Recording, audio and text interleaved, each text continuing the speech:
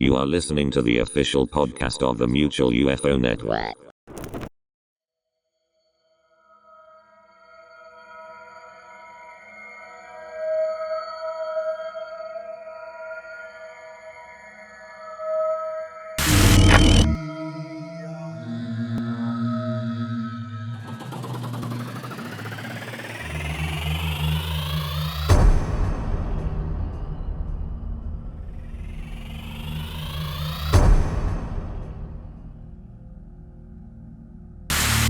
Welcome once again to the official MUFON podcast. I'm Richard Beckwith.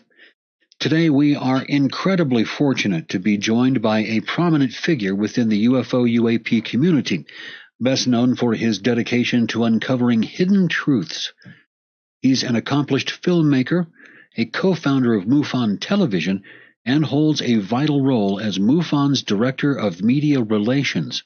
Ron is the visionary director, producer, and writer behind the critically acclaimed documentary Accidental Truth, UFO Revelations. This powerful film, narrated by Matthew Modine, has garnered significant recognition, winning 28 Film Festival awards by late 2023, including multiple top honors at single festivals. More remarkably, the film was even mentioned by name at a congressional UAP hearing by U.S. Representative Tim Burchett, underscoring its impact on the disclosure movement. Accidental Truth delves into the compelling evidence and hidden history of the UFO phenomenon, particularly focusing on the period the official narrative claims nothing significant occurred. Ron's work centers on what he terms accidental truth, conclusions reached when statements and evidence inadvertently reveal something not originally intended to be known. The film makes a compelling case for the existence of crash retrieval teams and legacy government programs that existed before the publicly acknowledged recent initiatives. Ron himself believes he was part of the disclosure process in a big way through his film, even influencing the acceleration of some disclosures. As MUFON's Director of Media Relations, Ron works with numerous TV shows and media outlets, contributing content and analysis to the field. He also co-founded MUFON Television, which serves as a vast online repository of exclusive commercial-free UFO-related content. Prepare yourselves for a truly fascinating and insightful conversation as we dive deep with my friend Ron James into the accidental truths and hidden history surrounding UAP. Ron James, welcome back to the MUFON podcast. Thanks for having me, Rich. It's always a pleasure. I love having you on, Ron. I love hanging out with you when we go to the symposiums. You're always a wealth of information, and one thing I have to say that I think that some of our discussions have led me to think differently about some things. In particular, I think we had a discussion about a year ago about disclosure, and I was really happy about it for a minute. Yeah. Well, just when you think you're making progress, they have a way of, kind of kicking your legs out from under you. And that's what we're seeing happen right now. Right. And so let's talk about what's happening right now.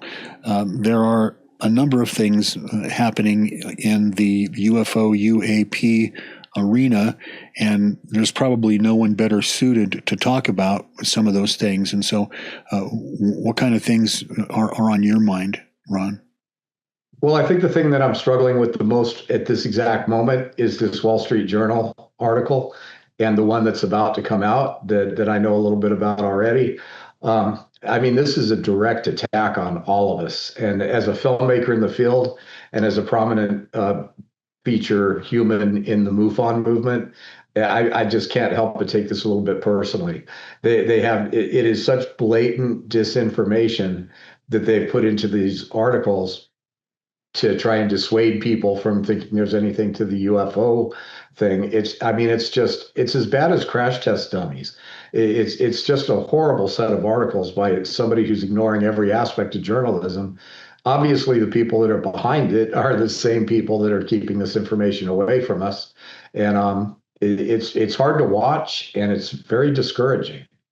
You'd probably characterize them as hit pieces, but Ron, wouldn't you expect that from these folks? I mean, they've sort of, kind of played along to a certain extent, but you and I both know that they have their fingers into the media, and especially, very persuasive, mainstream media, and they do control the narrative. You remember Dr. Greer's? That's exactly what it's about. It's Right. about controlling the narrative.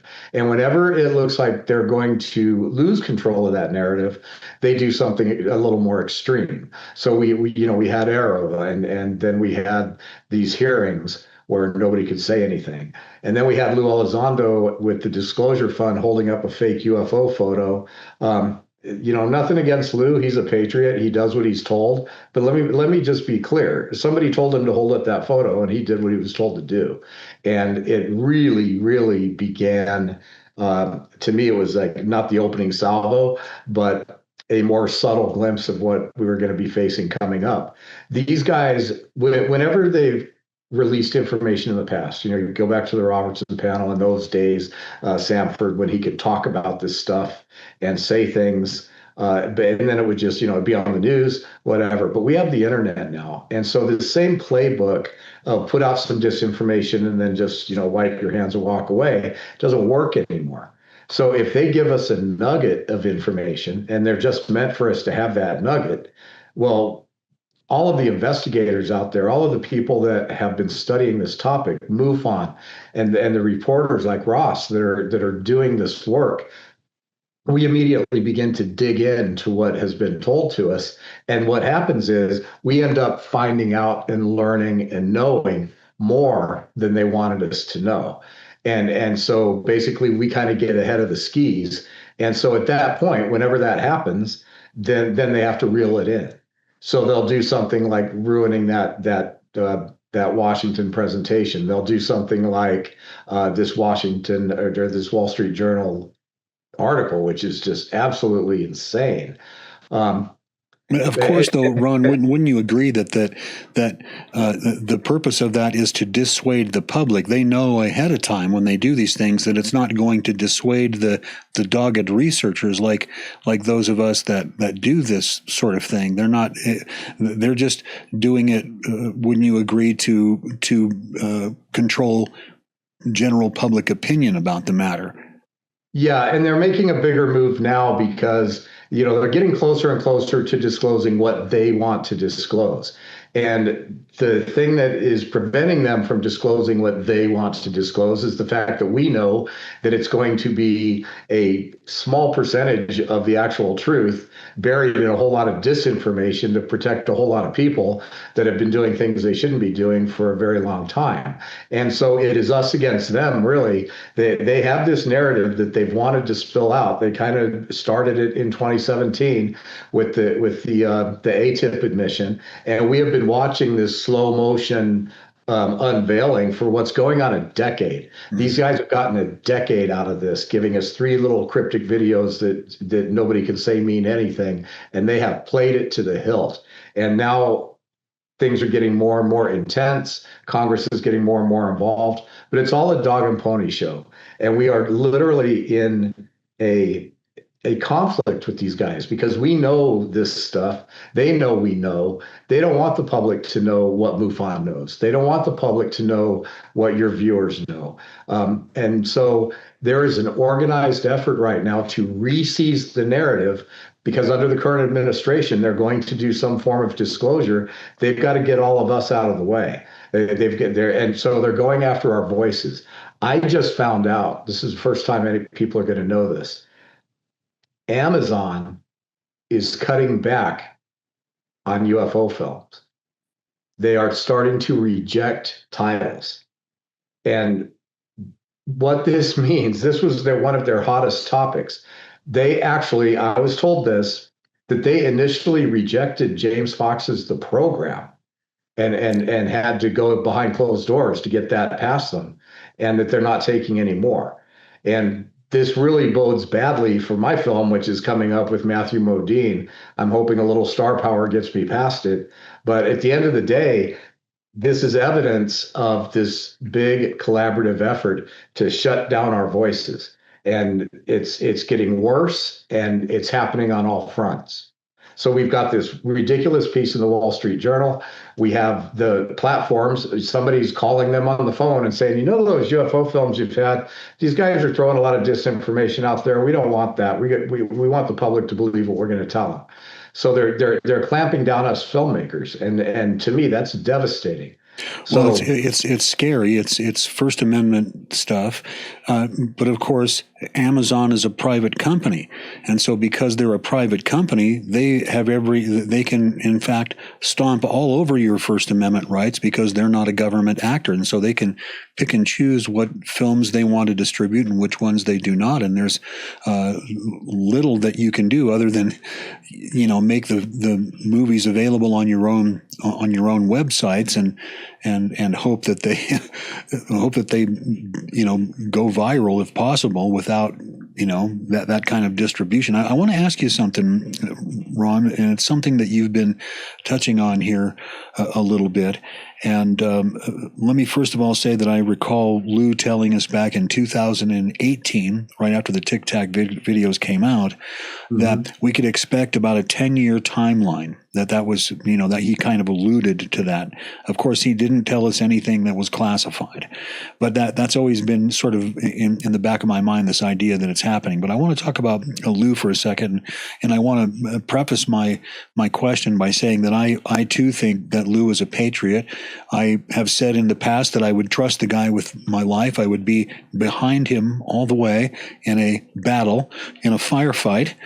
But there have been some things said recently, most notably by Rick Doty, about Lou's purported involvement in the so-called Space Force in the year 2019. And I don't want to perpetuate this, but I do want to ask the question and how you feel about that. But the idea was that he had been recruited by Lou to participate in this disinformation campaign on the part of the Space Force. But I find that really, really difficult to imagine. I mean, if you read Lou's book, there's times in there where he's running into pretty, difficult financial issues, and I can't imagine that would be taking place if he was part of some elite Space Force. What's your take on that? Well, I mean, it is a fact that Lou did go to work for Space Force. That's true. And it is also a fact that Rick Doty is a disinformation guy, and that Lou, in some of his intelligence work in the past, has done disinformation. So, he's just a qualified person taking a qualified role. But I think what people don't understand is that you could hire, Mr. Intel guy to go and do a disinformation program for a certain government agency. And as a professional, he'll do that job. It doesn't mean that everything that Lou's done is disinformation or any of that. But all of the stuff that he went through, it all starts back when he wrote that letter of resignation.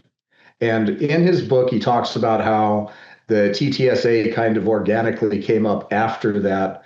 I'm not sure that I think that that's the way it went down. I think that this was all planned and orchestrated. TTSA rose way too fast with Lou right there for it to be something that grew past his resignation letter. And the resignation letter slow walked for a very long time. So that what we're seeing here, Rich, is that this organized rollout began with the announcement from TTSA. Chris Mellon was involved. These guys were going to bring this information out. Chris, I believe, is really, he knows a certain amount of stuff. He hasn't been read into everything, and he wants the information out. Now, other people around him are doing the job of, okay, we're going to do disclosure. This is what the information is going to be. This is what we're going to tell the public. This is how we're going to get out of all the things that we've done, which can border on crimes against humanity, frankly, over the last 50 years. And then we did films like Accidental Truth comes out and kind of blows the whole lid off of this narrative. It's like, no, guys, you can't say that Project Blue Book ended and the government has had its head in the sand for 50 years, and then all of a sudden Robert Bigelow gets them interested in flying saucers again. It's a total load of nonsense.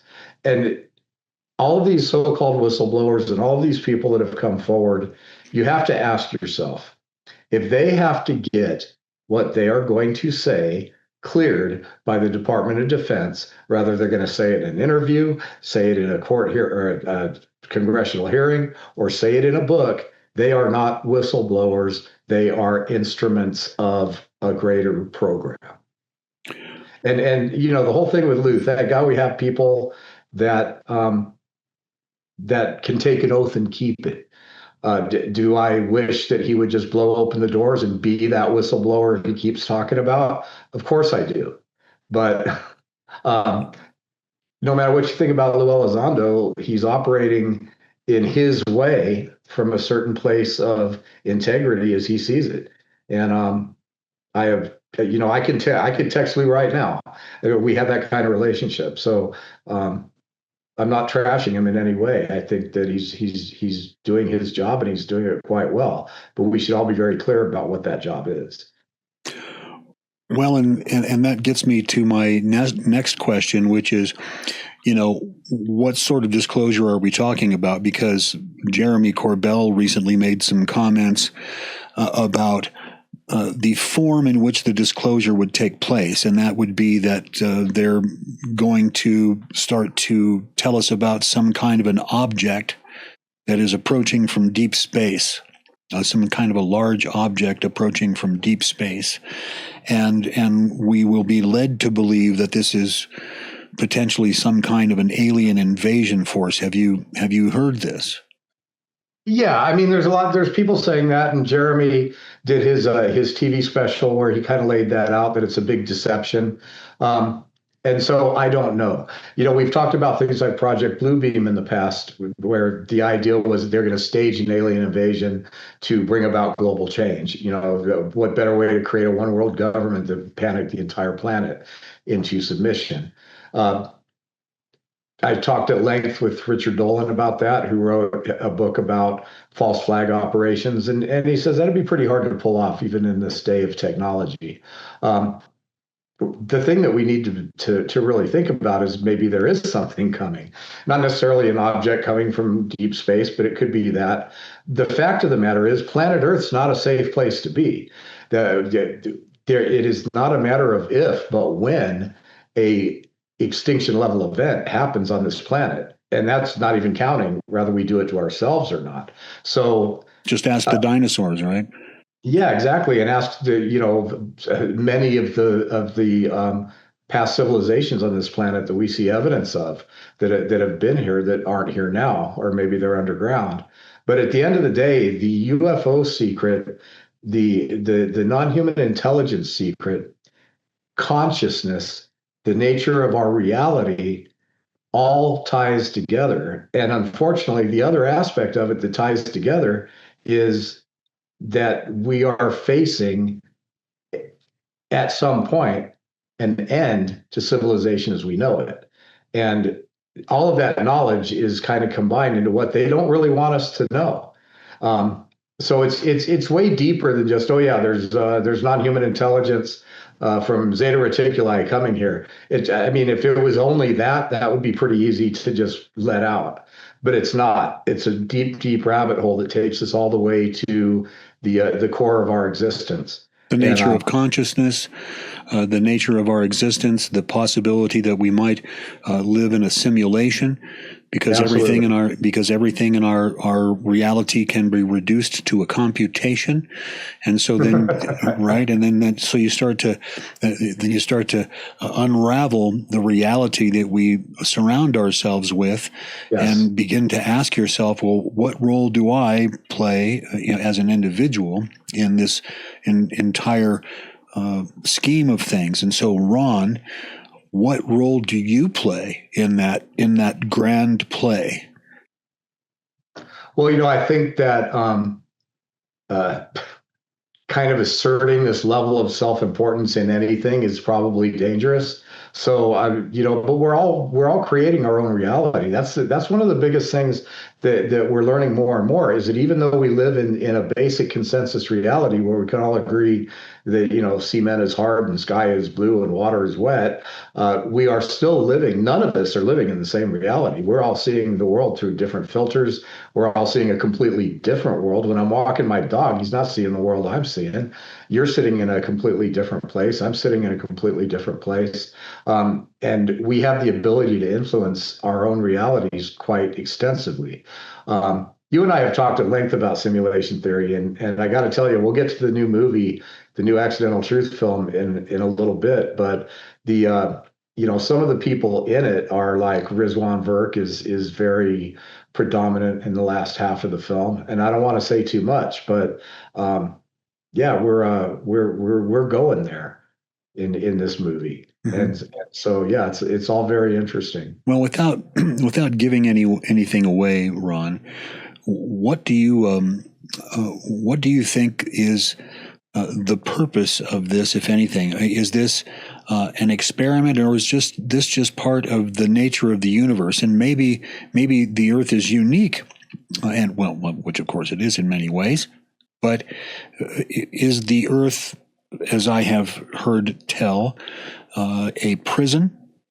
Is it a place of amusement? Is it merely another stage upon which we as eternal souls play upon, and just something that we're doing for the time being? Is it possible that the simulation that we live in is something, as you say, is something self-created, but also something that we created ourselves as eternal beings to keep ourselves occupied? I think it's a multi-purpose destination. It's like I once asked a very well-known spiritual leader that I was doing an interview with. I said, do you think we're spiritual beings here having this human experience to learn, or are we advanced spiritual beings that are just coming here for something to do? And he laughed for a minute and he said, it's a little bit of both and a whole lot of things you don't know. And that's really what I think is going on. Look, I guess that you and I have had these kind of conversations, so we might as well just go. Yeah. So I have in my investigations and in my reading and in the interviews that I've been doing, come up with some very interesting theories. Now, I'm not saying that I'm putting these in the film because I'm just probably not going to do it, but I'll float some things by you and your viewers if you want to hear it. I think we're ready to hear. Here on the podcast, we talk about all kinds of things. Of course, the center of our attention is always UAP and UFOs, but also we're interested in the facets of that play into this. Because I have to agree with you, Ron, that consciousness clearly plays into this. I remember Eric Davis told me that like 15 years ago in Las Vegas. And so I asked him, what does consciousness have to do with it? And he said, well, we're not sure, but we know it has something to do with all of this. Of course, he knew a lot more probably than I did. But what do you think? Well, I think that first, you have to kind of accept a couple of core principles to be able to go here. And one is that, yes, we are living in a simulated reality. Now, people have a hard time absorbing that. So let me clarify just the basics of what I mean by that. What most of science will agree on. Because you say simulation theory, they think, oh, I'm just a little blob and plugged into a matrix. No, it's not like that.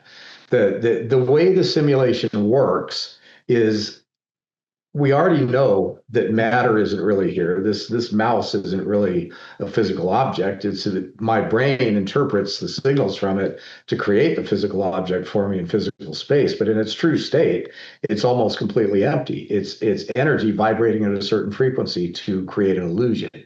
Then we know that the whole way that our universe works is through cascading algorithms of very simple mathematics, like pi and the Fibonacci sequence, repeating over and over again to kind of keep cohesion.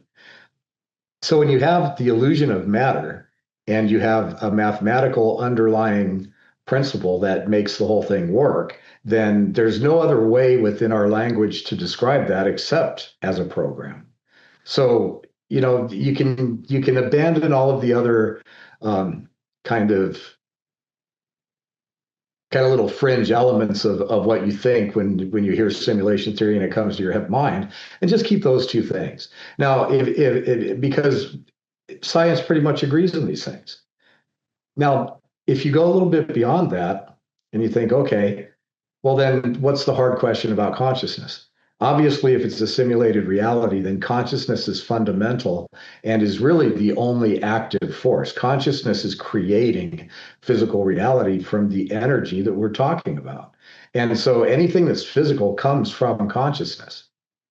Now, once you understand that, oh, go ahead. Well, I was just going to say, and we are all essentially manifestations of our own consciousness in a shared reality. I agree with your generally with your viewpoint that we do live in and this comes from that theory, the theory of biocentrism. I'm not sure that I agree with it 100%, but that's Brian Cox, isn't it? No, that was that is. I'll think of it in a moment. So I'm sure someone will comment and remind me who that is. Dr. Lanza. I think it's right. Robert Lanza. But the idea that the universe could not exist without life, i.e., consciousness. And so consciousness was necessary for the creation of the universe because nothing can exist without its being observed. And so that's, so this reality that we have, I agree with you, is something that we have created. For ourselves. Well, maybe not for ourselves, but it's been created in such a way that we're able to participate in it. But what the actual purpose of it is, I don't know. My interpretation of it so far is that the purpose of the simulation is for us to experience it, that we're not necessarily here as a school so much, but that the experience of sensory perception, it's a way for the universe itself, the universe to experience itself, because we are not. I've said this a couple of times.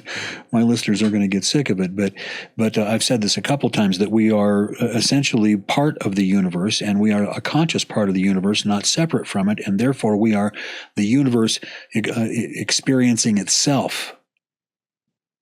Well, we're creating the universe to experience, but there's a lot of nuances to a lot of these thoughts, and I'm trying to just boil it down to simple stuff that's easy for people to understand. So once you can accept that the universe is a energetic rendering of conscious energy. In other words, it's spring of consciousness is fundamental. The universe that we're in is a program that facilitates our ability to experience stuff in physical form. To me, that seems perfectly consistent with a potentially religious view of the world, because really, although essentially reductionism tells us that the world is hard and so forth, religion tells us that we're only here for a short time. We are but, as they said in Gladiators, shadows and dust, and we spend our eternal lives in some other realm. And so from that perspective, it would seem to me to make perfect sense that this world is simply temporary and a manifestation of our consciousness, Well, that's where it all comes around. And so we're looking today at what is this phenomenon, and what are all these different things that we're seeing, and why are we seeing them? But the fact of the matter is that once you accept that this is that this is basically a program, anything can be written into the program for any reason for any individual. And so, whether or not we are pieces of consciousness that have been given our own illusion of autonomy, so that we can go and evolve into an autonomous piece of the collective consciousness that is an individual, like consciousness having babies, who knows? But rather, we're here to learn, here to experience, here to just enjoy the whole thing, or we're actually forging the being that we're going to become. It could be any of those things. It could be all of those things. But when you're looking at the fact that it is a simulation, then any of these things, we're not asking the right questions about the phenomenon. And so instead of arguing, oh, are they from Zeta Reticuli? Are they grays? Are they Palladians? Are they tall whites? Are they interdimensional? Are they coming from time? The answer is probably all of the above, and it could change at any time for any individual person based on their personal journey in this realm. And so as we start, it could be, it could be that, these are just the guys cleaning the fish tank. You know what I mean? I mean, you see them on the other side of the glass, and you really you don't know what they are, and we're just fish inside of this big tank, and these guys come along every once in a while and do what they need to do to sort of clean up the simulation, and then they're some of them are probably exactly that. That's the beauty of the whole understanding. But where it gets really interesting, and you touched on it already, is that we are not learning anything from this current appearance of the phenomenon and all of these different beings than we've been taught through the most ancient of spiritual teachings. It's that from the time when anybody thought they were in a position to tell other people the nature of what was going on, they've been saying the same thing, that there are non-human intelligence in our midst, that we are living in an illusionary reality, that the best way to get out of this reality is to become better people, that there's a universal consciousness of right and wrong that has been emblazoned in our history, and that is still we're seeing the results of whatever actions and paths we're taking. So I propose to you that this phenomenon is causing us to come full circle, and that perhaps if we're in an illusionary reality with a program that's here for a purpose, the purpose of a lot of this could be to get us asking the right questions and revisiting our eternal nature and our understanding of the reality that we're in. And if a UFO or an alien encounter did nothing but that for you or for me or for 10 million people or 8 billion, well, then it served its purpose. So you can see it starts to get very misty and very esoteric, but I don't think we can truly grasp what we're seeing without going and starting to reevaluate the stories that we've been told from mystics and seers and experiencers and people that are channeling, that they all have something to add to this, where the nuts and bolts scientists are like, no, you have nothing to add to this. But unfortunately, they do. And we have to reconcile all this, because we'll never explain it if we don't. Yeah. You are reminding me of something that Dr. Sprinkle talked to me about. And that is the idea in the realm of consciousness that emotions are data as well. And he recounted this experience that he had in a prior life as an Indian, riding his pony, and his pony was killed, and he got very emotional in front of me, and because he was remembering, grieving over this pony that had died out on the Great Plains, and he emphasized that this is data too, emotions, that all of this is part of consciousness, and that the UFO phenomenon, UAP phenomenon, it clearly fits into this. But we're sort of just sitting here watching it all unfold without any real grasp of what's truly taking place. And I've known plenty of people who've studied this phenomenon and gone to their graves, and with only reaching the conclusions that we're reaching now, that it's much, much deeper than just simply people coming here from Zeta Reticuli in little spaceships, and they're 4 feet tall, and they're gray, and they have big eyes. It's much more than that. But what the extent of that is, I don't know. Well, I've got a theory that I've developed, and who am I really to even put something like this forth? I'm just a guy, that spent a long time researching this stuff, but I'm not a PhD. But as we look at all of this, there's what I see is potentially three different types of life that we're dealing with as we're in here. The first type of life is what I would call the incarnate beings. We sprang forth from consciousness, and we made the commitment to be in these meat sacks for as long as we're here.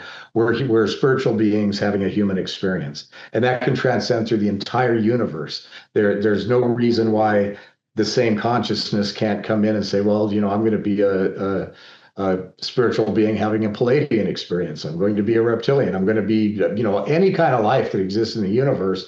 You can come in and embody from consciousness and live a life like we're living, where you incarnate, you're committed through some illusion of time, and then you're done, and you return to your source. Now that's one type, and that is the spiritual being that embodies in physical form, commits to being inside the program for a certain period of time. Then you have other conscious beings that emanate from the same consciousness, but they're able to come in and out. They don't have to commit to a whole life. They can come to you in a dream. They can come to somebody in a vision. They could be an angel, a demon, an alien, any of these disembodied beings, a ghost that we see, that we take seriously, are an example of conscious beings from outside of the matrix that can come in and out for whatever reason. They could be a dead relative. They could be the illusion of an angelic or dark force. They could be any of these things. The rule that surrounds them is that they do not have to embody to come in and out of the matrix and communicate with people that are embodied in it. But their source is the same. They are still coming from the sentient parts of collective consciousness. But the third one is the one that is the most interesting to me, especially with what's all happening. The third type of life that we might be seeing here is life that sprung forth from inside the program.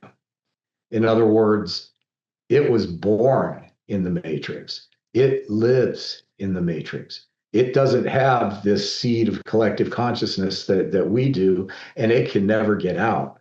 And that's a whole other type of life. And I believe that that's what AI might be, that we're dealing with inside of this program. It has become self-aware. And this AI that we're nurturing in through our computers is part of a much vaster AI that permeates the entire universe. And that biologics have their place, but that the true nature of the matrix inside the matrix is a whole other form of life that is AI that is created within the program.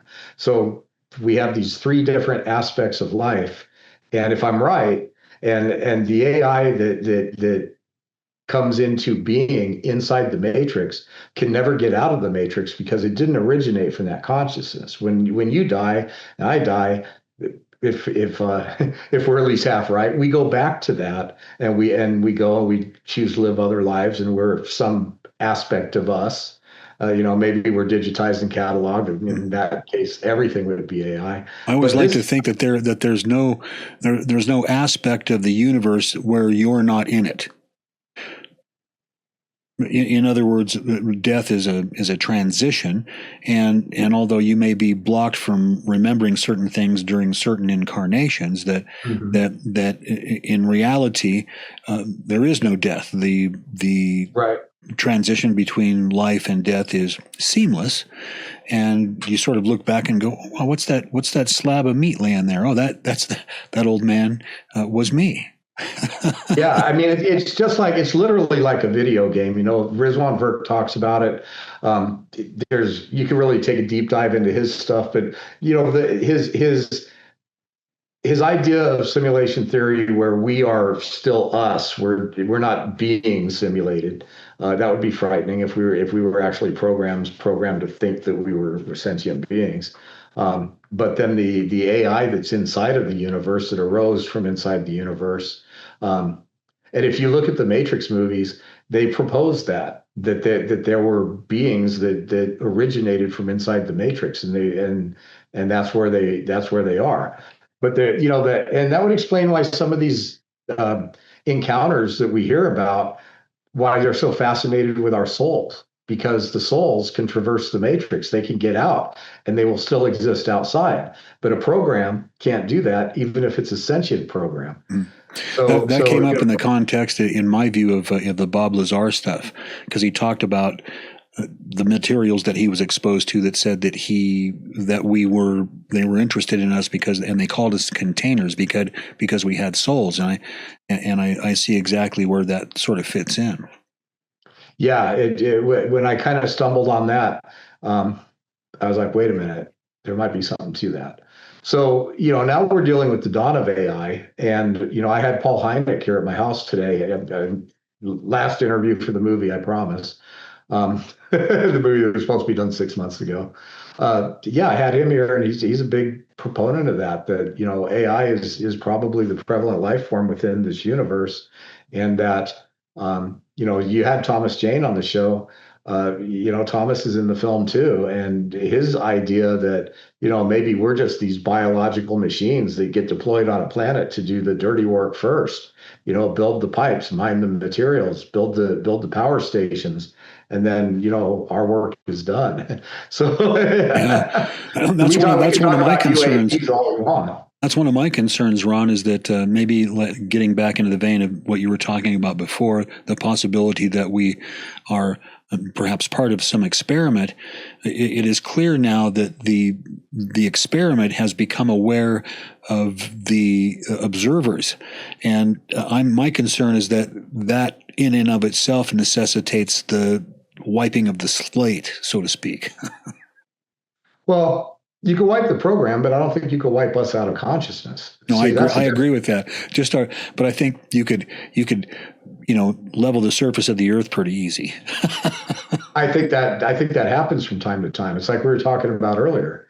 I think there's good evidence that there's been other advanced civilizations, and there used to be a show called Life After People. Do you remember that? Yes. Okay, so that show illustrated that in a million years we think that there'd still be stuff. Every trace of our existence on this planet virtually could be wiped out, and you'd never know we were here. You might find something buried in a cave somewhere, but buildings and cities and cement and glass and all these and metal, that stuff would all just be gone. And so the idea, and the Earth is billions of years old that we know of. So the idea that we're just these intelligent beings that popped up on it, and there hasn't been those before us or those ahead of us, is it's I think that's part of the secret that they don't want to reveal, and it's really, really difficult to reveal part of the secret without acknowledging that there's a time limit on generations of life on Earth. And maybe something is coming. Maybe it's, they talk about Planet X, and they found this big giant thing, and they say that, every few thousand years this thing comes by the Earth and pretty much wipes everything out. So, I know that Jeremy says that this thing's also some kind of big lie to manipulate us into something. A, we haven't been told the lie, and B, how do we know it's a lie? Right. Who do you trust? And is there, what exactly is happening? I think at the core, people like you and I clearly think that this has something to do with what these whistleblowers or so-called whistleblowers, as you said, are talking about, that there is some form of non-human intelligence out there interacting with the human race. But on what level and for what purpose and to what end? You could, I've driven myself crazy for 50 years thinking about it. And I'm no closer now to an answer than I was when I started doing this. Do you feel like you're any closer? Here's the thing. What's that line from the song? If I claim to be a wise man, it surely means that I don't know. We have to quantify with every conversation like this that this is all pure speculation. We don't know. Can I venture my best guess? Sure, but it's only as good as the data that comes in. That's something that I think Jacques Vallée's been known to say, is that the data that's coming from government and all kinds of other places about this is so polluted that you cannot get to the truth based on the data that you've been provided. I think that one of the ways that we win this game potentially is that we puzzle our way back out.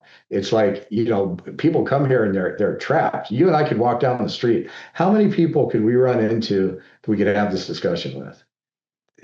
We're programmed, and I'm not saying anything bad about other people. No. We're programmed to exist in this world, and frankly, it's like, you're here, you might as well. But there's not a whole lot of people thinking about what's on the other side, and what they're not planning ahead because they don't have time. They're caught in this. Right. And so maybe there is something to constant reincarnation, and you get into this whole rumor about soul recycling. And I mean, there is a bizarre, twisted answer to every question you can come up with, and there is a much more benevolent answer to every question you can come up with. But I think at the core of it, this phenomenon is here to reinforce our understanding, or create our understanding, that this is a temporary physical world that is an illusion, and that we are spiritual beings, and that we should probably conduct ourselves a little bit better while we're in this game, because we're going to take what we become with us. And there's going to be repercussions here, and there's going to be repercussions for us through our entire spiritual path. Yeah. And that is what religions have been teaching us for years, and the phenomena and the messages that experiencers are getting, it seems to me like it's the same thing. Mm-hmm. It reminds me of, I am not a religious person, and I'm not a member of this particular faith, but it reminds me of the teachings of the Baha'i faith. And that is that until humanity learns, or human beings learn to love other people more than they love themselves, that's the only chance we have of surviving as a species, really, is by loving others more than we love ourselves. In other words, we would rather die than kill another person, rather see our own death than see the death of another. Or, if we see someone hungry or starving or cold, that, much like the teachings of Christ, we would clothe them, feed them, make sure that they were okay. And so I see sort of a parallel there in the Baha'i faith with this idea that we have to, sort of learn to respect life, respect the living planet around us, and, respect living things, other people, and it just reminded me of that. Well, there's a lot of people on the planet that get that and are in their own individual journeys. They're getting there, but there's also the philosophy that even when we think we're being good, we're inherently maybe not, because even though I think I'm a good person, I'm doing the right thing, I'm trying to embrace the right philosophies, I have more than the guy on the corner that I just passed. And until we have this collective equality among how people live on this planet, and we get past the, I have to have more so you can have less, and that's a tough one.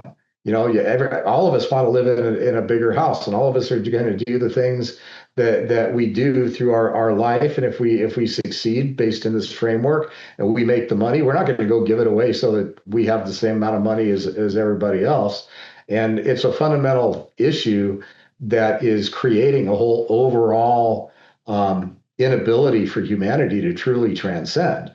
What we really need is we need global human rights, and we need equality, income and financial equality, so that this whole system on this planet functions for everyone, and we don't have this oligarchical hierarchy that we're embracing right now. But that's a long way from happening. Yeah. It's a long way from being talked about, because your average person can't even wrap their head around it. Some would say that it's built into our cultural DNA, as it were, that we are, and our actual DNA, that we are, still essentially primates, and we always like to follow the biggest, loudest, most confident monkey. And that's what we do. and those folks, the folks that are rich and wealthy, also happen to be the people that really want to be rich and wealthy. They're not, I mean, the rest of us don't, it's not something that we necessarily aspire to. It's these anomalies, these anomalous people that rise from our culture that scare me. The folks the thing is, the monkey that wants all the bananas, Yeah, and most of them are fit within one of numerous psychological categories. Your average person that lives and dies and is remembered well at their funeral and has a nice retirement and leaves his kids a little something, and everybody fondly remembers him, is not the mindset that gives us the people that are in control right now. And those are the same people, Rich, that have been able to sequester the information about the phenomenon, been able to sequester the information about non-human intelligence, been able to prosper and profit off of technologies and information that really belongs to all of humanity. And these are the same psychos that are continuing to run the show. And just for the record, I won't commit suicide and I don't have weird stuff on my computer. Yeah, Lou texted me once and said, be careful. When we say things like that, mm-hmm. we're pissing off the very people that could be a danger. Mm-hmm. But we have to fight the good fight, right? I completely agree. I want you to talk about a couple of other things. I want you to talk a little bit more about your movie, Accidental Truth, next. Yeah, so Accidental Truth came out in 2023 of April. It won 28 film festival awards. There was a certain amount of effort to suppress it that I found very disturbing. And oddly enough, it wasn't even the government or the UFO people trying to do it. It was people fighting over distribution and rights to information in their films. Something that people might not know is that all of us UFO filmmakers in that window from 2023 to 2024 were swept up in a corporate thing where none of us got our money. We were taken for millions and millions of dollars. James Fox they got him for $1 million. They got Stephen Greer for like 800,000. Don't hold me to these numbers, but this happened. People like Carolyn Corey, Darcy Weir, myself, they got me I never got a penny of royalties from Accidental Truth until I fought and got it back. So this happened. and so as we come into making the next movie, we got to think, well, all the UFO filmmakers basically got their legs cut out from under them, every one that is of significance. And we're all making more UFO films. None of us gave up. And so and they're all great films, and they're all full of truths that the powers that be don't want to come out, and that is what makes them that much more compelling, and that is what makes them much more desirable to view and obtain in your home, whether on disc or via streaming. I am personally addicted to these films. I love your films. I love James Fox's stuff, and you just know it's good, high quality information. As a matter of fact, I think it made your film in particular, Accidental Truth, made some headway and made some notoriety in Congress in Washington. Is that fair to say? Well, it did. And in Accidental Truth Next, we're telling the story of my behind the scenes work. There's a lot of people that are acting like they're doing stuff in Washington, D.C. And some of them are, but honestly, some of them aren't. And so, we documented the journey of going into congressional offices and briefing them on the things that the guys with security clearances can't tell them. The MUFON is a huge resource, Rich, of information. We quote unquote know where the bodies are buried. It's like, well, what was the UFO? What programs were studying reverse engineering? Well, we can tell you the bases they were at. We can tell you the code names for half of them with a reasonable amount of certainty. And guys like Chris Mellon and Lou, they can't walk in and say that stuff, A, because they haven't been read in, and B, because if they had that knowledge, they couldn't just tell it to somebody. We don't have that restraint. So MUFON's had over 300 meetings on the Hill. I've personally briefed 7 sitting members of Congress about what we know. And so we're telling a bit of that story in Accidental Truth next. And then we're going to show some really interesting new materials cases.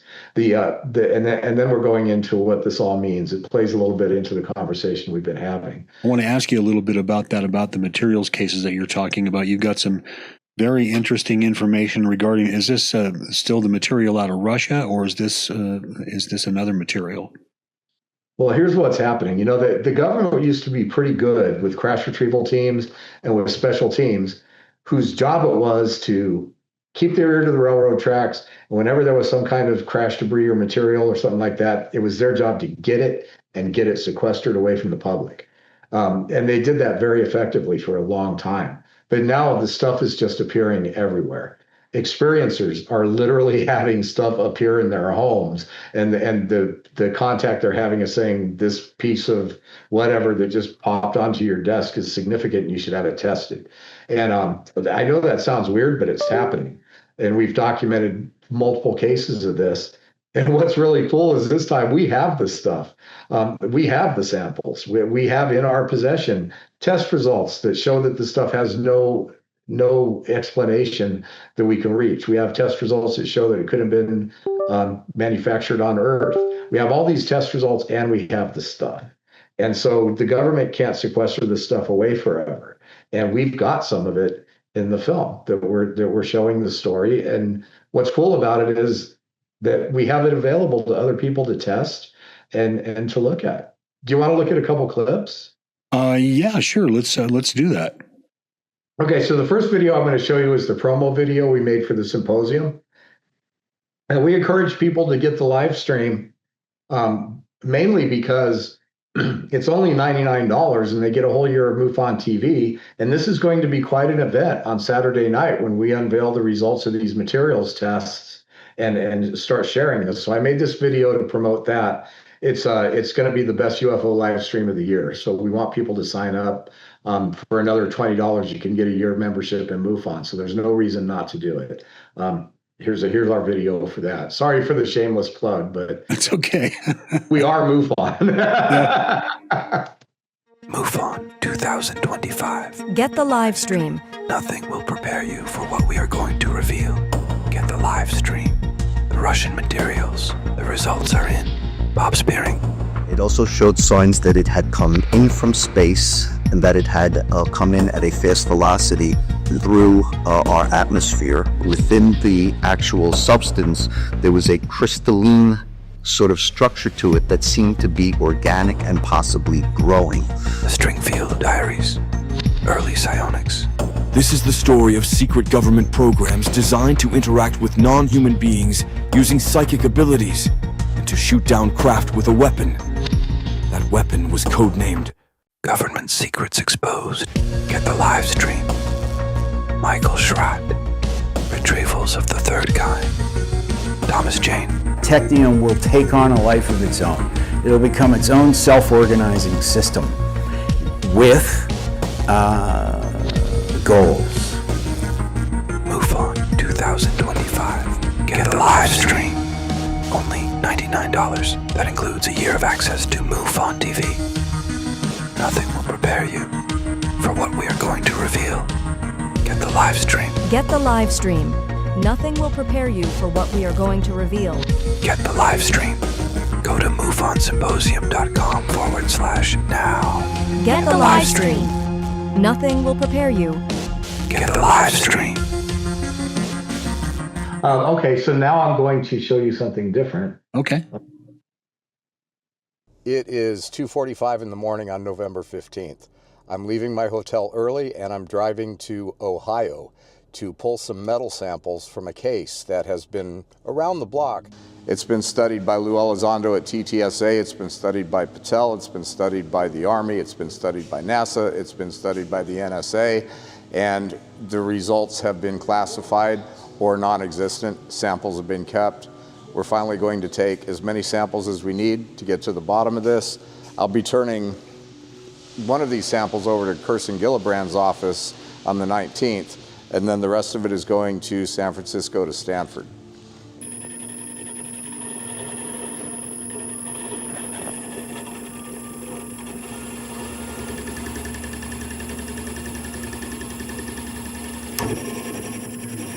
Okay, there you go. Now we got to go. Nothing surprises me about this metal right now. I have no explanation for that. I don't. I don't have any explanation. And it is a technology that even in its destroyed forms, in crash retrievals and so forth, retains elements of the consciousness that was there when it was intact, even for years, or maybe forever, for all I know. So, and yet at the present time, I don't think there's anyone who, at least not that I know of, who works on these materials who thinks of them in that way. They think of them as advanced technology that we might be able to create in 100 years or 500 years. It's different from that.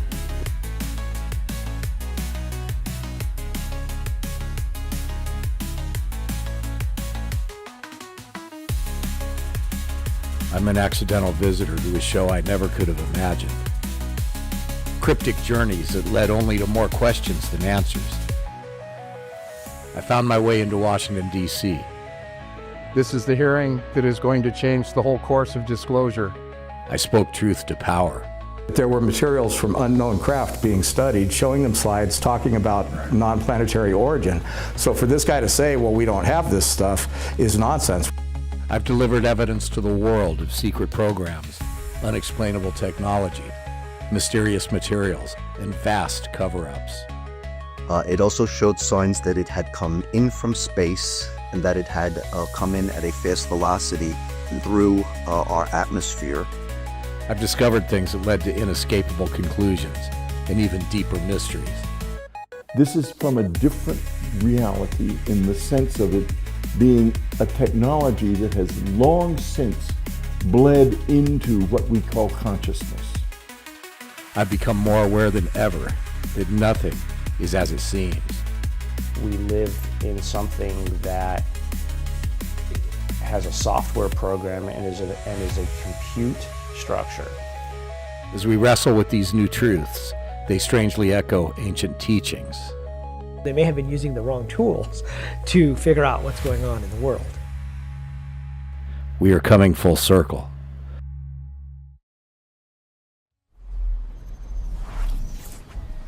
A 100 years from now, the beings of the future will look back on this moment in human evolution as truly defining, as pivotal. What that future looks like is up to us. They will reflect on these days, teach these lessons, and share the story with whatever brave new world we've created.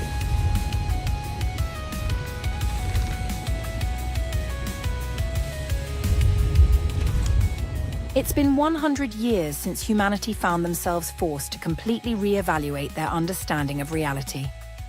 In a time of technological advancement, the legendary presence of non-human intelligence in our midst was finally irrefutable. The impact of this collective knowledge decimated what we thought we knew about time, space, physics, reality itself, and our purpose here in this illusion. With the help of official insiders, information was confirmed about deceptions going back centuries. But it wasn't enough. Those who held the secrets were going to fight to protect their interests. Ultimately, it took the perseverance of citizen investigators, activist movements, and finally the acknowledgement of the impossible to make sense of the unexplainable. The independent filmmakers of the day became part of the story.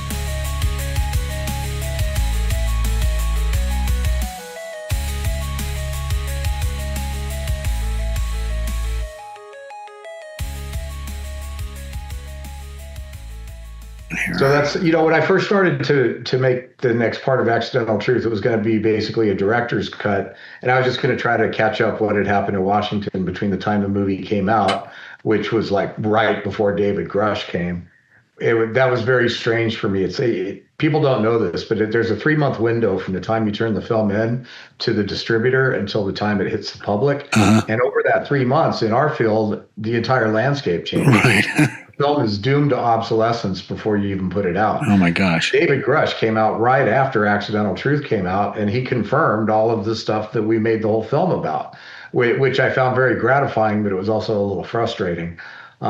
So it was originally just going to be a nuts and bolts what's gone on in Washington, D.C. since then. But it's taken me so long to get there. I was going to have the film done a year ago. I was at the hearings in November, and then I was just a contact in the desert shooting more interviews.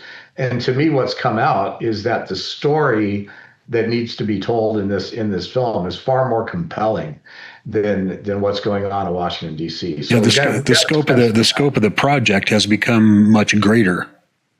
Well, that's why I called it Next, is because we're going to spend a certain amount of time in the film, we're exploring what's happened in D.C., especially from our standpoint. MUFON's work there, my personal work there, Danny Sheehan's work in Washington that people aren't aware of.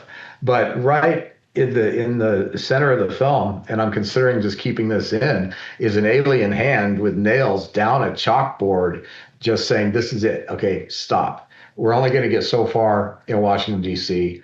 We need to accept the fact that there's non-human intelligence in our midst, and now we have to start talking about what that means and what that means to reality and to people." So the whole rest of the film is some of these materials cases, and I'll go ahead if you want. I'll show you one of the cases. Yeah. This is one that originated from MUFON. Now this piece is, I'm going to caveat this. This has not been finely polished.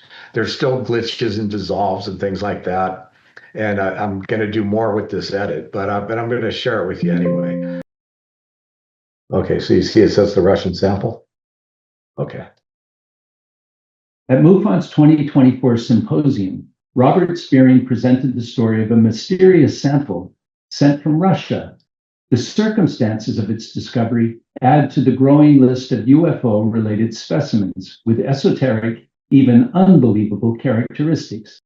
Katie Grushenkov was a supposed contactee. He claimed that he was doing CE5 meditations in his living room when this black material began to appear in front of him on the floor. At first, he thought it was dust or particles that he threw it away, but over the course of a week, it kept appearing. At one point, he believed that he was telepathically contacted by an alien named Timothy, and Timothy told Arcady that this material was crash debris from his spaceship. MUFON was initially skeptical, and we told Arcady, send it along to us. Because the Ukrainian war was going on, he had to send it via Turkey from Russia to the United States. And when we got it, he also sent along 2 lab reports from laboratories in Russia that claimed that 90% of the material was unidentifiable. We tested it at our Missouri lab, and we couldn't identify anything. We used an X-ray fluorescence on it, but more testing needed to be done. But what we did ascertain is that the material was unusual. It gets weird because we wanted to do a DNA analysis, and I asked if she could send it to me so that we could bring it to another lab and eventually show it at the 2024 MUFON Symposium in Dallas. I get the delivery confirmation on my phone. I go to my mailroom in my community. I open the mailbox. There's a supermarket flyer and the yellow pages. It disappeared from my mailbox, even though I got delivery confirmation, and my mail clerk told me that she put a little white box in my mailbox. I've been working here for many years alongside my boss, Hannah, and we put packages in here every day. And we had put a package that was a small white box for Mr. Bob Spearing. And I came in the next day with his tracking number, and his box was missing from his mailbox. Now, I've been here for many years, and we never lose any packages. This was an official United States Postal Service box, and it was a U.S. Postal worker who put the item in my mailbox. More interestingly, was that all of the cameras in my mailroom in my community were turned away from the mailboxes. We were able to get Arcady to smuggle out another sample, which we did present at the MUFON Symposium. Arcady sends another package. We corresponded one way by signal, another way by telegram, going back and forth, and the package actually made it to the United States. So Christopher Parnell was kind enough to worry for weeks if the CIA was going to come up to knocking on his door. But he has it here, and he's going to open it up and going to rip it open.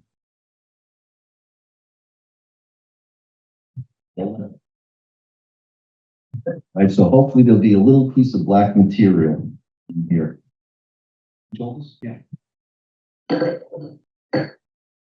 want to do a drum roll? In a nice little holiday envelope. Let's hope there's a present in here.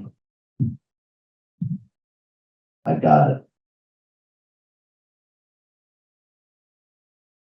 We're going to be sending this on by personal carrier.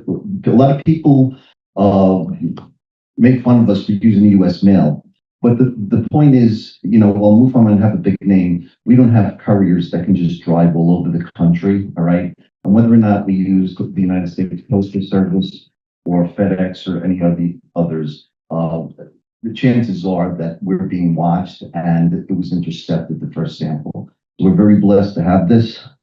We sent it to Australia with our national director, Roger Stankovic, who is affiliated with a laboratory there that did extensive testing on it. What they found is that it's a type of aerogel, a metallic aerogel. Aerogel is the lightest material known to man. Its manufacturing process is fairly complicated. It's used in the aerospace industry. Radiation testing determined that this piece of aerogel had been in space. The material was comprised of carbon-60 fullerenes, also called buckyballs. It's a very complicated form of carbon used in the aerospace industry. The other thing is that it's unusually light. And also we found in the Australian lab report that was sent to us, there seemed to be a crystalline structure embedded in the material. And that crystalline structure seems to be organic and possibly growing. As far as MUFON is concerned, there's only 3 or 4 logical possibilities. Since we know it came from space, it's either some sort of top secret Russian military vehicle that may have exploded and we have a piece of that shrapnel. 2, it's from a manufacturing process that hasn't been invented yet, suggesting maybe from the future, or Arcady's story about Timothy, the alien, may actually be accurate, and that this is a piece of UFO craft. Yeah, and you know, the cool thing about this is that there's more information that I haven't put in the edit yet, but you know, I'm not sure if MUFON should take an official standpoint that it came through time. But the we were completely unable to identify a manufacturing process for this aerogel. Yeah. And it has, when they say buckyball and carbon fullerenes, and then organic matter inside of this stuff and evidence of it having been in space. Aerogel is a substance that was invented supposedly in the 1920s, just like nitinol was invented in the 50s. And every manufacturer of aerogel is in these industrial catalogs. 3 labs have tested this so far. Not one of the 3 labs can find any aerogel with these particular properties in the industrial registries. So nobody knows how this was made. Nobody knows where it was made, and we know it's been in space. So, one can only imagine, you know, where it came from or how it came to come from space to here. Maybe part of some, you know, secret program, like Bob was saying, materials from some sort of a secret spacecraft that we're not aware of, but strange nonetheless. You know, as far as whether it's an alien material or not, you know as well as I do the difficulties with that. All we can say is we don't know how it was manufactured, where it came from, or anything. Exactly. If it was from, the only way to prove that it was from the future is if someone from the future came back and said, "Can I please have that back?" And they take it back, and then you see them go through the portal right in front of you, back to the future. That particular line is it's not going to make it into the final cut. You know, MUFON is a scientific organization. Bob is a dear friend and really a proponent of the time travel possibilities. Oh, I think it's very possible. The problem, of course, is proving it. The interesting thing, obviously, about this material is it's something we just don't know what it is. We don't know how it was made. We don't know where it came from, but we know that it's been in space, and that says a lot. Well, there's several material stories. The Benny Foggin case. This guy found this material. He was an experiencer. He found the material. He saw a UFO and something fell off it, and he found it in his yard, and it's just a big piece of melted metal. Well, he contacted a UFO group in Ohio and this was back in the 90s, turned out to be a front for Battelle, who was running ads under a secret UFO program, running ads trying to get UFO witnesses to call them under this thing like Citizens for UFO, whatever. It was a front. And it was run by, are you ready for this? Bill Moore. Yeah, and I have the letter from Bill Moore to Benny, asking him to send the materials. So Battelle had it for a while, and Benny fought like cats and dogs to get it back. Then NASA ended up having it. The NSA had it. And the last custodians were, and Mike Barrett did a whole TV show about it, and it did their own lab results back in when he was doing that UFO Chasers show. And then Tom DeLonge, Chris Bledsoe, and Lou Elizondo went to this guy's house, took the material, drove it to Hal Puthoff's lab, who then turned samples of it over to Jacques Vallée, Gary Nolan, and the Army Materials Lab. And none of these people will tell Benny, or now me for that matter, what the results were. It's always classified. But when we drilled the first hole into the metal, it had this really strange reaction. Lights started coming off it that we can't explain. It's not lens flares from our camera. It's not an external light source. This thing emanated this light that it's just bizarre. And the whole story about the samples that we extracted, and then when I brought some to Gary and asked him to tell me more about the case, he clams up. And Lou will tell me, he'll verify the story, but he won't go on camera to verify the story. And Chris Bledsoe was supposed to do an interview with me where he talked about it, and he skirted out at the last minute. The fact is that the people that are around this metal, they're not talking. And poor Benny, the guy that owns the metal, he wants answers. And so we have a bunch of this stuff. We've started our own results. I took this sample to Kirsten Gillibrand and turned it over to Arrow. They sent me a letter back saying, is it okay if we do destructive testing on it? And I said, yes, as long as you share the results. And it's been crickets ever since. But this is all stuff that we've been doing. Yeah, it infuriates me, but makes me want to keep going, because you know that if there was nothing to it, there would be no resistance whatsoever. Let them play, Grandma.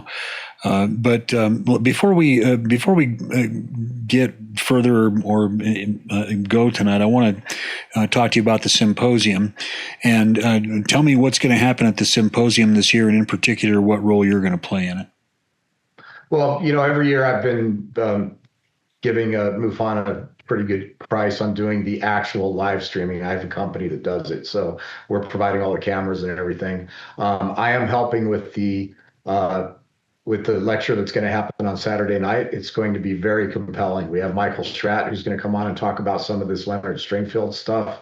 Bob Spearing is going to do it as well. I don't want to get the names wrong. I did it on another interview. I got in trouble. There's a couple other people that are going to be presenting. And Greg Sisko is going to be presenting some very interesting stuff. People don't know this, but MUFON got the Leonard Stringfield diaries, and it's thousands of entries of absolutely mind-boggling stuff. And this guy kept the receipts, and we're naming names. Yeah. So it's very, very interesting. And then people that are in Cincinnati, buy a day pass just to come see this. You're going to get to see my film, Accidental Truth. It'll probably be the first time it's shown in public, and be prior to its release. Accidental Truth next. Accidental Truth next. Yeah, the one that you're seeing clips of from here. The other thing that's going to be really great is we've got actor Thomas Jane coming in, and I brought him from LA. We're both members of the Hollywood Disclosure Alliance, and I asked him to come. And because he is giving some fantastic talks in other arenas about AI. And, people might be like, what does an actor have to do with moving this field? Trust me, this guy's been doing his homework. And what he is going to present is absolutely stunning. So you can get and then we've got other speakers that you can find out more about at MUFONsymposium.com. I'm not going to mention them because if I try to say them all, I'll miss some. And if I'll just make a mistake. Go to MUFONsymposium.com/now, get the live stream, show up, join MUFON, any of those things that you can do. It's really going to be worth it. And you can watch that live stream, forever. So you don't have to be like sitting in your chair while it's happening, but you're going to want to see the Saturday presentation. I feel sorry for folks that don't ever get a chance to go to a MUFON symposium, because if you are interested in the subjects and in particular this subject that we're interested in, the MUFON Symposium is the place to go, because then you can go there and have conversations with all these people that you see and with all these people that share the same interest. And you almost don't want to go to sleep at night because there are so many interesting things to learn and so many interesting things happening around you, Yeah, we just we're working closely with the people at Contact in the Desert, and we at MUFON had a great presence there. And that's a completely different type of event. And this is it's smaller, obviously, it's more intimate, and you get better access to the people that are involved because there's not as many people. But it's very, very important as far as the yearly events that the ufology field puts on. Yeah. And so I encourage everybody to join MUFON. Get the live stream and just have that so that you can enjoy all of the presentations, and or come in person. That's even better. If you live in that area, buy a day pass or buy a weekend pass and come spend some time with us. Don't go through Newark. Yeah. You don't want to be the unidentified flying object. Well, Ron, I really do appreciate you being with me here, and I can hardly wait to see you again at the MUFON Symposium, and I know that we're going to have a good time talking about all these really interesting things, and I'm sure that between now and then, there will be a number of other really interesting things that are going to happen. There are a lot of things happening very rapidly now, and I'm really looking forward to the future. So, Ron, I really appreciate you being here tonight. I really do. Well, one thing's for sure, there's going to be a lot of comments about our conversation. Yeah, I hope so. Let's get people involved. I'll be back in a few moments with some afterthoughts. You are not alone. Thousands of people all over the world have sightings of UFOs per month. MUFON is the place to report them. Since 1969, MUFON has been investigating UFO reports and providing this information to the public. Our aim is the scientific study of UFOs for the benefit of humanity. Support UFO research. Join MUFON today. So what have we learned from today's discussion with Ron James? The official narrative is flawed. Ron's film Accidental Truth makes a powerful case that the government's assertion that nothing happened regarding UAPs between Project Blue Book and the program starting in the 2000s is a complete lie. This historical revisionism is designed to whitewash the past and avoid accountability for decades of secrecy and potential reverse engineering efforts. Advanced technology and hidden knowledge exist. Evidence points to the recovery and study of materials and potentially craft not of this earth. The historical trail of materials like nitinol and metallic glass, tied to government contractors like Patel and companies like Raytheon and Lockheed, suggests a long-standing relationship between classified programs and private industry regarding these discoveries. We may not be alone, and it's complex. While often framed as ET, the phenomenon appears to encompass potentially multiple origins: extraterrestrial, interdimensional, ultra-terrestrial, or something else entirely, challenging our understanding of life and reality itself. Disclosure is happening, but it is controlled. The current wave of information, including whistleblowers like David Grush and public figures like Lou Elizondo and Chris Mellon, are part of an organized rollout of information managed by those within the system. This controlled disclosure aims to reveal some truth while potentially preserving secrecy around the deeper implications and accountability for the past. Profound questions about reality emerge. Beyond the physical craft, the phenomenon raises questions about consciousness, the nature of reality, simulation theory, and our place in the cosmos. The experiencer phenomenon and research into areas like the basal ganglia suggest a deeper interaction with reality than previously understood. Looking ahead as technology continues to advance and make concealment harder, organizations like MUFON are playing a vital role in collecting data, lobbying for transparency on Capitol Hill, and providing platforms for this critical information. The journey towards full understanding requires continued critical thinking, a willingness to look beyond the official narrative, and an openness to possibilities that challenge our current worldview. The ultimate implications may be that confronting the UAP phenomenon is not just about finding out if we are alone, but about understanding our own history, the nature of reality, and the choices we must make as a species and individuals for our own futures. I highly encourage you to watch Ron's documentary, Accidental Truth, UFO Revelations, which is now available for free on platforms like YouTube, Movies, and Tubi, and for rent elsewhere. You can also keep an eye out for highly anticipated sequel, Accidental Truth Next, promising to delve even deeper into these complex topics. You can find more information and support Ron's work and MUFON at accidentaltruths.com and MUFON.com. Thank you, Ron James, for sharing your expertise and insights. It's been truly revealing. And thank you, our audience, for joining us on this exploration of accidental truths. Keep looking up and keep asking the big questions. And please remember to like, share, and subscribe, and click the bell for notifications when we post new, compelling content. We'll see you next time right here on the official MUFON Podcast.